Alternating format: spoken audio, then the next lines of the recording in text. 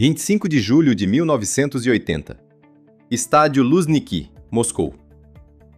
O mundo esperava que João Carlos de Oliveira, o João do Pulo, conquistasse o ouro que todos já davam como certo.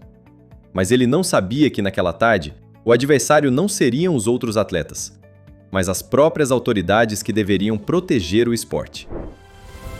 Olá, você está no Universo Olímpico, o mais completo canal sobre a história das Olimpíadas no YouTube. Antes de começar essa história extraordinária, inscreva-se no canal, deixe o like e ative as notificações. João Carlos de Oliveira nasceu no dia 28 de maio de 1954 em Pindamonhangaba, no interior de São Paulo. Cresceu em uma família extremamente humilde, uma infância de privações e com precoce perda da mãe. Aos 7 anos, era lavador de carros, mas já demonstrava uma aptidão física incomum. Corria rápido e saltava longe. A primeira coisa que eu percebi foi a aptidão dele. Ele tinha tudo para ser atleta. Alto, 1,89 m, 88 por aí, longilíneo, braço comprido, perna comprida, tudo mais, veloz, magro, Deus deu tudo para ele. No fim da década de 1960, passou a treinar o salto triplo em um quartel do exército da região. Ele surgia como o herdeiro natural de uma tradição de medalhas. Ademar Ferreira da Silva foi bicampeão olímpico em 1952 e 1956, e Nelson Prudêncio, prata em 1968 e bronze em 1972. Após passar pelo São Paulo Futebol Clube entre 1973 e 74, João transferiu-se para o Esporte Clube Pinheiros, sendo um dos primeiros atletas negros a competir pelo clube. Lá, ele encontrou seu mestre, Pedro Henrique de Toledo, o Pedrão. Ele era rápido, ele era ágil, agilidade, como se fosse um pianista. Ele era ágil, ele tinha a capacidade de realizar gestos não conhecidos com facilidade. Ele se dava o luxo de poder improvisar. A prova do salto triplo é dificílima. Após atingir alta velocidade, o atleta precisa executar com precisão as 3 fases. O hop, quando bate o pé na tábua e cai no mesmo pé. O step, a fase mais curta, onde toca a pista com o pé contrário. E o jump, para projetar o corpo o mais longe possível na caixa de areia. E João tinha uma força rara que transformava a técnica em lenda. Em 15 de outubro de 1975, na altitude da Cidade do México, João decolou. Com os olhos arregalados e a língua de fora, ele cravou 17 metros e 89 centímetros. E pulverizou o recorde mundial do soviético Viktor Sanayev por 45 centímetros. Uma margem gigantesca que chocou o atletismo. Atualmente, o recorde é do britânico Jonathan Edwards, com 18 metros e 29 centímetros, batida em 1995.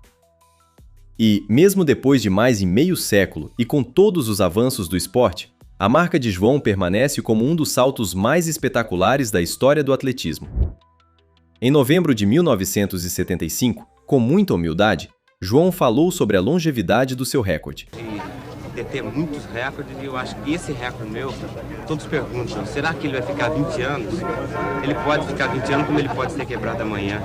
Isso tudo depende como está, como eu não sei como está o mundo, como está, de modo geral, no atletismo mundial. Nas Olimpíadas de 1976, João chegou como um dos favoritos ao ouro, mas competiu longe das condições ideais. Como o Pedrão explicou ao documentário João Carlos de Oliveira, da ESPN. Em Montreal ele não ganhou, ele não estava treinado para poder saltar.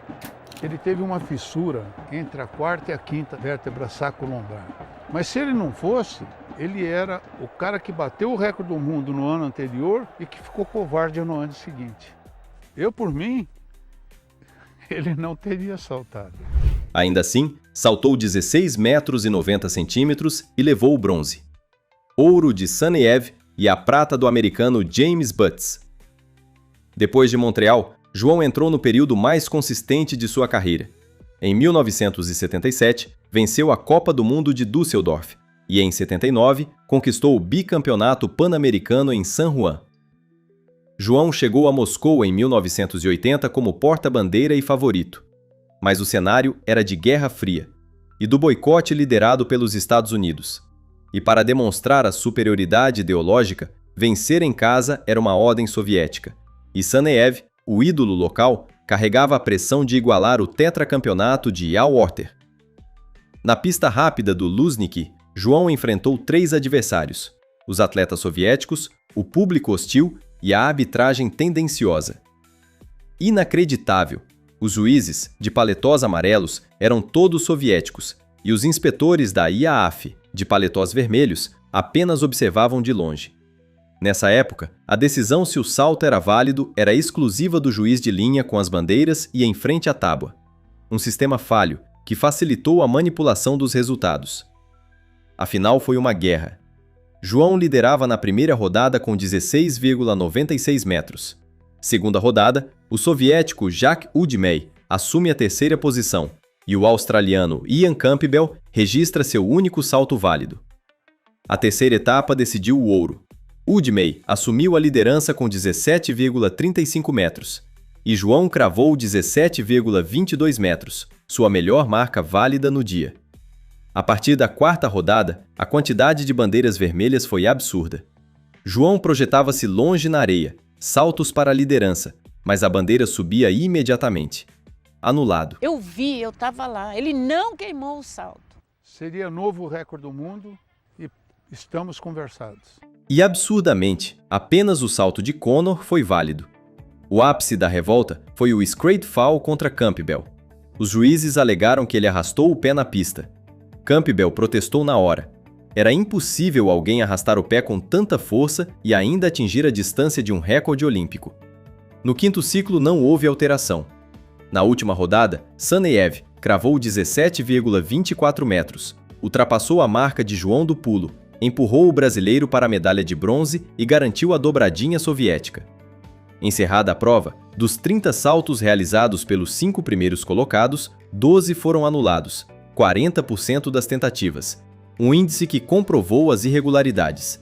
4 foram de João e 5 do australiano Campbell, os atletas que ameaçavam o ouro soviético. Projetando os saltos invalidados de João e Campbell sobre a imagem do salto de ouro de Udmey, o ouro seria do brasileiro, a prata do australiano e o bronze do soviético. Sobre o desempenho do brasileiro, Campbell foi direto. Depois da competição, nós dois falamos um para o outro. Você foi o grande campeão.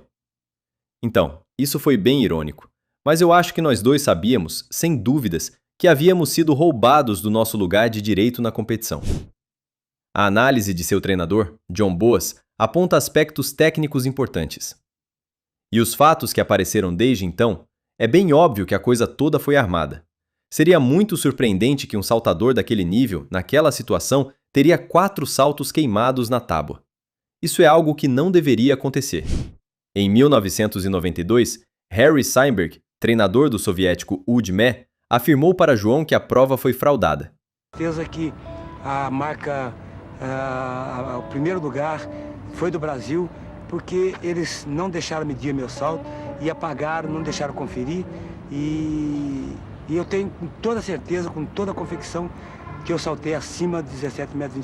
Deram o primeiro e o segundo lugar para a Rússia e me deram o terceiro para o Brasil. Mas eu aceitei esse terceiro com muita mágoa. E Pedrão vai além. Aponta outras irregularidades. 2 saltos dele só valeram. Os outros 4 foram queimados. E não tem razão de ser. O salto que não roubavam lá na frente, roubavam aqui atrás, fazendo uma marca na plasticina, como se fosse o sapato de prego dele que tivesse encostado ali. Em 2015, a Austrália pediu a medalha de ouro para Campbell, mas a IAAF manteve o ouro para Udmey, a prata para Saneev e o bronze para João. Até Saneev, beneficiado pela fraude, preferiu o silêncio. Eu não sou um árbitro, eu não sou um juiz. O que aconteceu com o meu resultado, com o João Carlos de Oliveira ou do Campbell, eu não sei, não é meu problema. Eu estava lutando para ganhar, é isso. João saiu de Moscou com o bronze, mas com a convicção inabalável que havia vencido. Em 22 de dezembro de 1981, o destino foi cruel. João foi vítima de um acidente na via Anhanguera, provocado por um motorista embriagado que trafegava na contramão. Depois de 4 meses de cirurgias, a amputação da perna tornou-se inevitável. Aos 27 anos, o homem que voava perdeu as asas. Fora das pistas, João foi eleito deputado estadual 2 vezes, mas as derrotas eleitorais seguintes, as crises financeiras e a depressão o levaram ao alcoolismo. Em 29 de maio de 1999, aos 45 anos, a cirrose hepática encerrou a vida de João Carlos de Oliveira. Mas o João do Pulo não morreu ali. Seu legado vai além dos 17 metros e 89 centímetros. Ele foi o homem que voou mais alto que sua geração e cujo maior salto o sistema nunca permitiu medir. Se você acha que as medalhas de João ainda esperam por justiça, escreva "João é ouro" nos comentários. E no próximo vídeo, a história do roubo contra Roy Jones Jr. Inscreva-se no Universo Olímpico e até a próxima!